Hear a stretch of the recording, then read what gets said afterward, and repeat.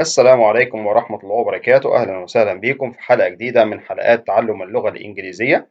النهاردة الحلقة الثامنة في تعلم المصطلحات العامة. إن شاء الله الحلقة تفيد وتعجب الجميع.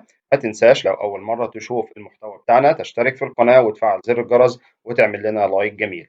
ونبدأ على بركة الله.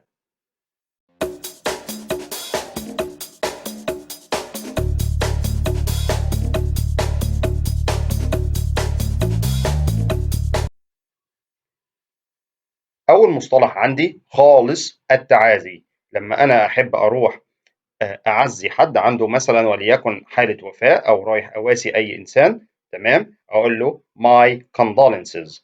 my condolences.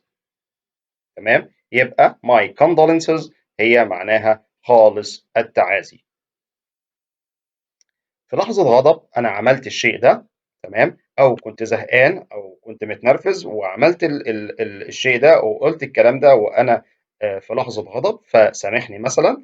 آه، معنى كلمة بقى في لحظة غضب in the heat of the moment. in the heat of the moment.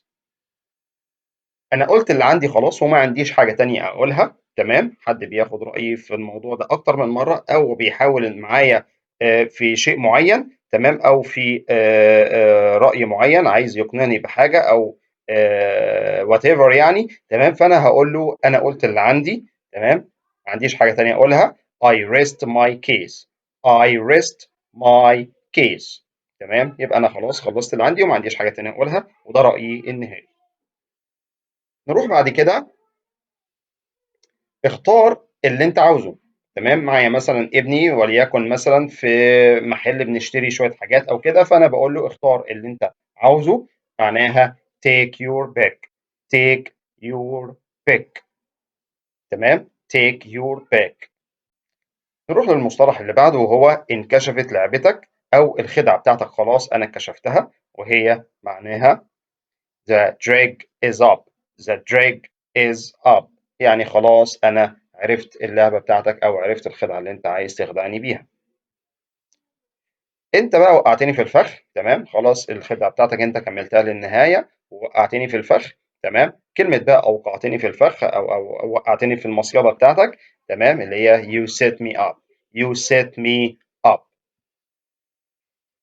نروح بعد كده لكلمة ما تنخدعش، تمام، ما تنخدعش مثلا بالمظاهر، تمام. don't be misled. don't be misled. تمام، يعني ما تنخدعش، يعني مش أي حد يقول لك أي حاجة أو ما تنخدعش بالمظاهر، تمام، يبقى don't be misled. العبرة بالأفعال وليس الأقوال. يعني الناس اللي بتتكلم كتير، تمام، بدون فعل، حاول ما تمشيش وراهم، ولكن العبرة دايما بالفعل وليس القول. يعني ايه بقى العبرة بالافعال وليس الاقوال؟ actions speak louder than words. actions speak louder than words. نروح بعد كده ل مصطلح تاني، اتخذ قرارك. يعني خلاص خد قرار معين في موضوع معين، تمام، فانا هقول make up your mind. make up your mind. نروح للمصطلح اللي بعده. الموقف ده عدى عليا قبل كده. انا حاسس ان الحاجه دي او الموقف اللي احنا فيه ده عدى عليا قبل كده او مريت بيه قبل كده. been there done that. been there done that. تمام، معناها ان الموقف ده عدى عليا او شفته قبل كده. تمام، بكده نكون وصلنا لنهايه حلقه النهارده. اتمنى الحلقه تكون عجبتكم ويكون فيها اي وجه استفاده لحضراتكم، والسلام عليكم ورحمه الله وبركاته.